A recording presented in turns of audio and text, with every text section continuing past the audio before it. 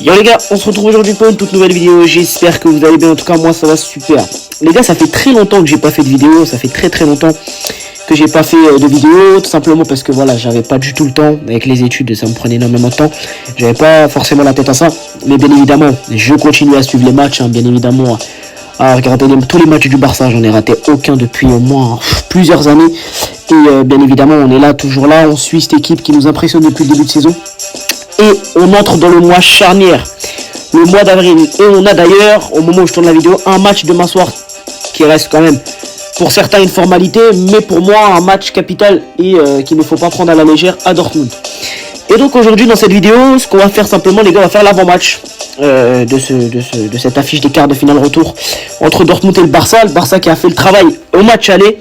De la meilleure des manières, un 4-0, ça nous laisse une avance confortable afin d'aborder, pour mieux aborder le match de demain et pourquoi pas potentiellement faire tourner, sachant qu'on a des joueurs qui jouent énormément depuis le début de saison, à l'image de Pedri, que ce soit Koundé, que ce soit Yamal ou même Rafinha, même si Rafinha ces derniers temps il s'est un peu reposé, mais c'est surtout les trois là, Pedri, Yamal et Koundé, ils jouent énormément de matchs et ça m'inquiète, j'ai peur qu'ils nous lâchent au pire des moments. Parce que comme je l'ai dit, on entre dans le mois charnière, le mois le plus important de la saison, où c'est là que tous les titres se jouent, que ce soit la Ligue des Champions, la Liga, la Coupe d'Espagne, on aura d'ailleurs la finale contre le Real Madrid à la fin du mois.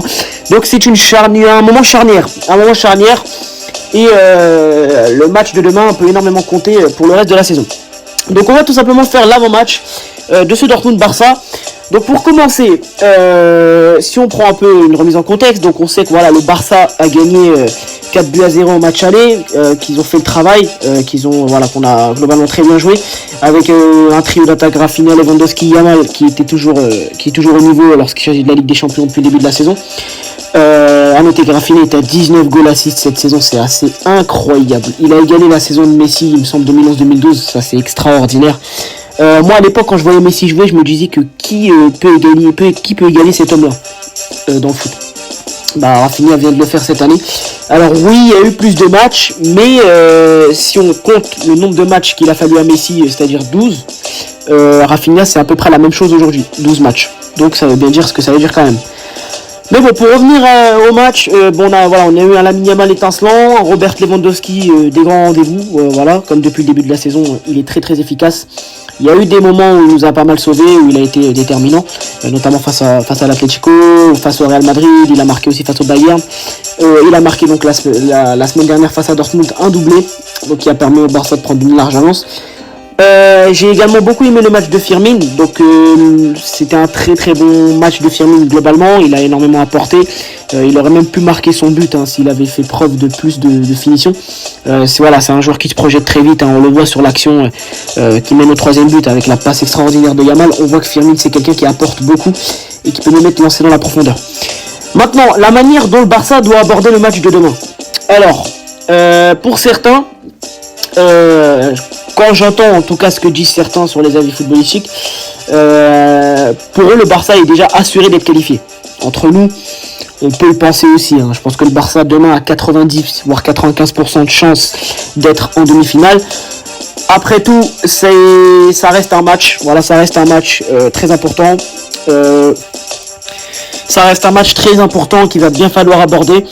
Alors, est-ce que moi, honnêtement, ce que je ferais à la place de Flick, c'est quand même, histoire d'être sûr et certain de bien assurer la qualification, tu mets l'équipe type en première mi-temps. Donc c'est ce que tu fais, tu mets l'équipe type en première mi-temps.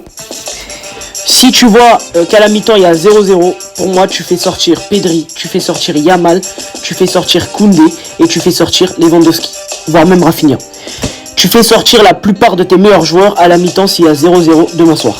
C'est capital. Déjà de les faire reposer cette mi-temps, ça leur fera beaucoup de bien. Et ça leur permettra de mieux se préparer et d'aborder de la meilleure des manières le match de championnat qu'on a ce week-end, qui sera très important pour bien garder nos distances avec le Real Madrid dans la course au titre. Donc demain, je le répète, s'il y a 0-0 à la mi-temps, Flick doit faire des changements. Parce que moi, j'ai du mal à croire que Hansi Flick fera tourner, sachant que il sait que ça reste quand même un quart de finale retour de Ligue des Champions, qu'il peut se passer beaucoup de choses, on ne sait absolument jamais, même si c'est peu probable que Dortmund fasse une remontada demain. moi je pense que Flick ne fera pas tourner, et si c'est le cas, donc s'il ne le fait pas tourner, pour moi il devra faire des changements très tôt. J'insiste bien sur le très tôt dans le match. Maintenant, quel joueur il pourrait faire évoluer dans le cas où il remplacerait Yamal et les autres à la mi-temps, ou même s'il y a un monde où il fait tourner et il met pas l'équipe type d'entrée, bah il pourrait faire jouer pour moi Ansu Fati, voilà, qui pourrait avoir des minutes. Il l'attendait un maximum. On l'a vu, le beau geste de Yamal la semaine dernière afin qu'Ansu Fati puisse avoir des minutes en Ligue des Champions. Il attendait ça depuis près de 3 mois. Il pourrait aussi faire jouer Ferran Torres qui est bon, qui est quand même globalement bon pour un remplaçant et qui fait vachement le travail. Lui aussi, un Flick l'a changé quand même. Il a été présent dans pas mal de grands rendez-vous, notamment face à l'Atlético, face à Dortmund, en Copa del Rey pareil. Donc pour moi tu peux faire jouer Ferran Torres. Au milieu de terrain, je ferai jouer Gavi. Voilà, on sait qu'en l'absence d'Olmo, c'est plutôt Firmin qui le remplace. Bah moi ici, je enlèverai Firmin. D'ailleurs, Olmo qui est de retour, il s'est rentraîné avec le groupe. Je crois qu'il est dans le groupe, j'ai pas encore vu. Mais pour moi, je ferai jouer Gavi. Pour ce qui est de la défense, alors la défense c'est beaucoup plus compliqué. Parce que soit tu fais jouer Eric Garcia en défense centrale, soit tu le fais jouer en milieu défensif. Mais pour moi, lui aussi, il peut jouer demain, sans aucun problème. Tu peux aussi faire jouer De Jong. Voilà, tu peux aussi faire jouer De Jong, qui s'est quand même reposé ce week-end parce qu'il n'a pas joué l'entièreté du match à Leganés. Donc tu peux pourquoi pas mettre un double pivot de milieu défensif, donc Eric Garcia, Frenkie De Jong. Pour ce qui est du latéral, bon bah là il n'y a pas le choix, il n'y aura pas de Baldé. Donc honnêtement je sais pas ce que peut mettre en place Flick. Ouais, à mon avis je pense qu'il va mettre Gérard Martin. Je pense qu'il va partir sur du Chesney dans les buts. Je pense pas qu'il mettra Peña. Pour ce qui est de la défense centrale, peut-être il va mettre Araujo. J'espère vraiment qu'il mettra pas Inigo, parce que Inigo, voilà, il pourrait être suspendu pour une éventuelle demi-finale. Même si après l'écart, ça se remet à jour. S'il le prend là demain, il sera suspendu pour les demi-finales, sachant qu'on sait les potentiels adversaires qu'on peut avoir en demi-finale, donc il faudra pas perdre beaucoup de joueurs cadres. Pourquoi pas aussi faire jouer Araujo et honnêtement je sais pas vraiment ce qu'il pourrait faire jouer Koubarsi, Araujo, pour ce qui est Koubarsi aussi qui a été reposé ce week-end, donc je pense qu'il pourrait démarrer ce match là. Peut-être que Flick s'est servi de ce week-end face à Leganés pour qu'il a mis des joueurs sur le banc comme De Jong ou Koubarsi, afin de pouvoir qu'ils soient entre guillemets j'ai envie de dire dans des bonnes dispositions afin de débuter le match à Dortmund. Pour ce qui est à droite, je sais pas trop le choix, peut-être mettre Koundé ou même Hector Fort, même si ça me plaît pas que Koundé joue tout le match, parce que pour moi il doit se reposer.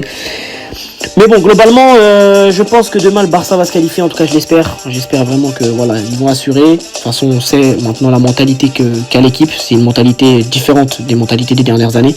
Donc c'est une mentalité de gagnant, c'est une mentalité avec beaucoup de rage, un très haut pressing, beaucoup de confiance dans cette équipe qui règne depuis l'arrivée de Flick. Donc moi j'ai entièrement confiance en l'équipe demain, j'espère et je pense globalement qu'ils vont finir le boulot.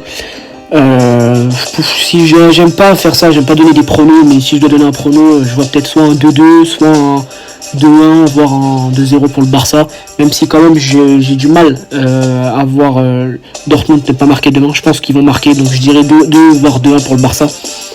Ce serait mon prono pour demain, même si bien évidemment on peut jamais savoir à l'avance ce qui va se passer dans un match, surtout un match de Ligue des Champions. Voilà les gars, donc n'hésitez pas à vous abonner, à liker, à partager.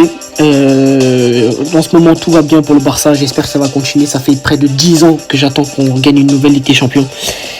Ça fait 10 ans les gars, 10 ans qu'on attend ça. J'espère que cette année ça va le faire. Même si au prochain tour, il pourrait y avoir une équipe de l'Inter qui pourrait nous faire très mal à la tête.